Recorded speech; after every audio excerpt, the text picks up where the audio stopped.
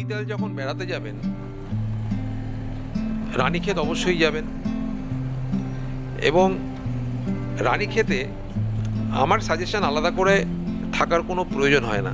তার কারণটা হচ্ছে আলমোড়া থেকে মাত্র 1.5 ঘন্টার ডিস্টেন্স হচ্ছে রানীক্ষেত, এবং আলমোড়াতে স্টে করে আপনি রানীক্ষেতটা পুরো ঘুরে নিতে পারেন, কারণ খুব বেশি কিছু দেখার নেই।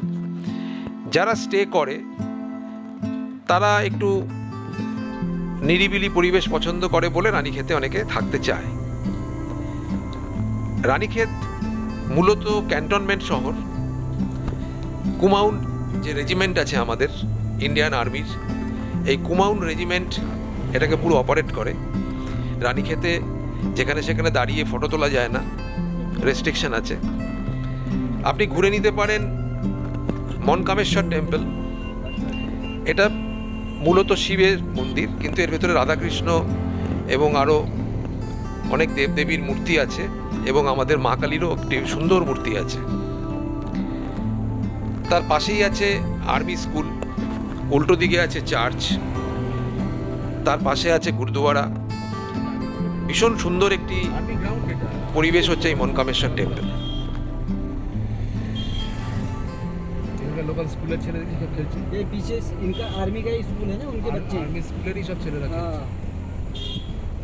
आर्मी स्कूल के ही बच्चे।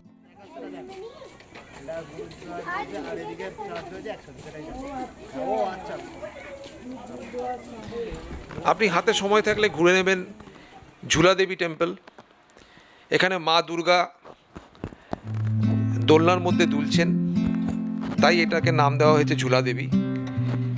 মানুষের খুব বিশ্বাস এখানকার লোকের, এবং প্রচুর ঘণ্টা এখানে বাঁধা আছে।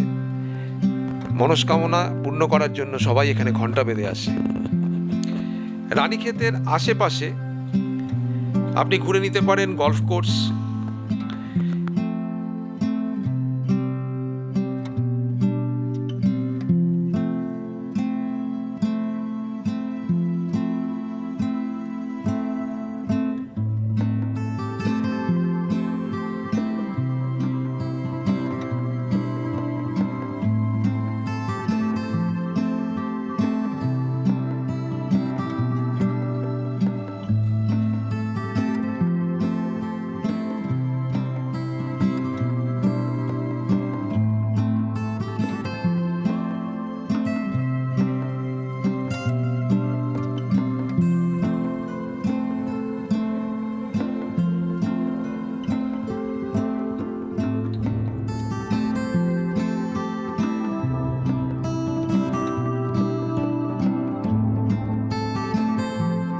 যে কারণে রানীক্ষেতে যাওয়া উচিত সেটা হচ্ছে আপেলের যে বাগান।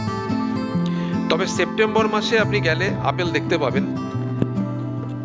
অক্টোবর নভেম্বরে গেলে সাধারণত আপেল দেখতে পাওয়া যায় না, গাছ তখন ফাঁকা হয়ে যায়, সমস্ত আপেল পেড়ে নেওয়া হয়। তাই সেপ্টেম্বর মাসে গেলে আপনি আপেল দেখতে পাবেন। যে কারণে রানীক্ষেত নাম দেওয়া হয়েছে, টেরাস ফার্মিং এখানে করা হতো, এবং এই টেরাস ফার্মিংয়ের জন্য তখনকার রানী ব্রিটিশের যিনি ছিলেন তিনি নাম দিয়েছিলেন রানীর ক্ষেত। তাই ছোট্ট একটি শহর, ক্যান্টনমেন্ট শহর, ঘুরে নিন এবং আপনার স্মৃতির মণিকোঠায় চিরকালের জন্য গেঁথে রাখুন এই রানীক্ষেতকে। এর পরের ভিডিওতে আসব একটি ইন্টারেস্টিং সাবজেক্ট নিয়ে,